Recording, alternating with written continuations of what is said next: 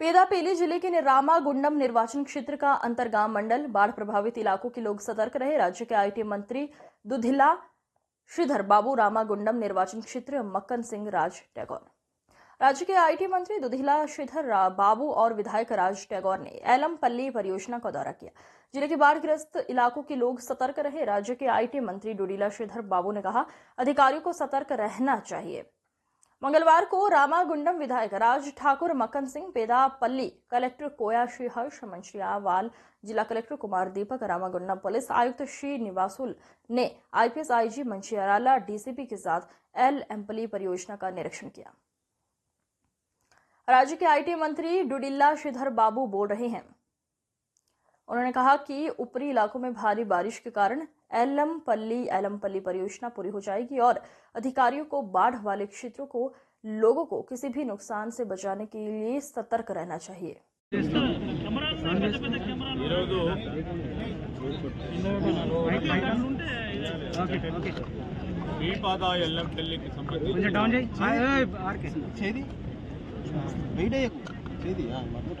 Inflows outflows అన్న mobile ఎవరిది దానికి సంబంధించి వివరాలను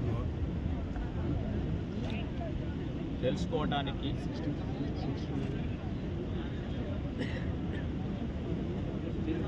రాబోయే 2-3 రోజుల్లో కూడా అధిక వర్షాల వల్ల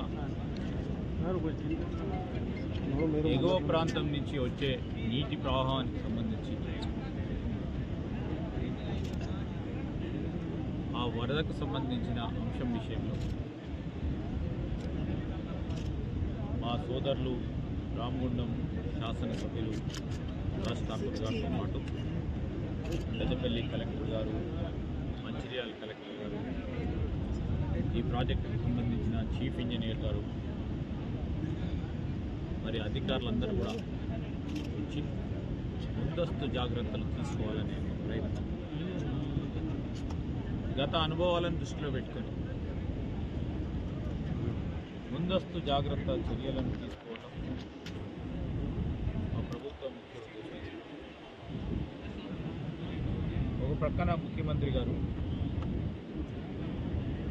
డిప్యూటీ సీఎం గారు, సహచర ఇతర మంత్రివర్గ సహచరులందరూ కూడా భారీ వర్షాలు పడతా ఉన్న ప్రాంతాల్లో ప్రజలకు ధైర్యం చెప్పడానికి, అదేవిధంగా అధికార యంత్రాంగం అంతా కూడా ఫీల్డ్ లెవెల్లో ఉండాలని సూచించడం, ఎక్కడైతే ఎమర్జెన్సీ పరిస్థితులు ఏర్పడతాయి అని అనుకున్నప్పుడు ప్రజలకు చేరువలో అధికార యంత్రాంగాన్ని ఉంచి వెనువెంటనే ఏర్పాట్లు చేస్తూ గోదావరి పరిహారిక ప్రాంతానికి సంబంధించిన గ్రామాలని అప్రమత్తం చేస్తూ వారందరినీ కూడా సెన్సిటైజ్ చేస్తూ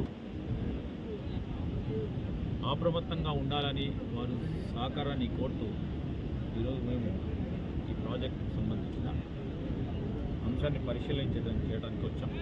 ఇప్పుడే మా చీఫ్ ఇంజనీర్ గారు, కలెక్టర్స్ కూడా చెప్పడం జరుగుతూ ఉంది. పొద్దున, మధ్యాహ్నం, రాత్రి వారు ప్రత్యక్షంగా వచ్చి ఈరోజు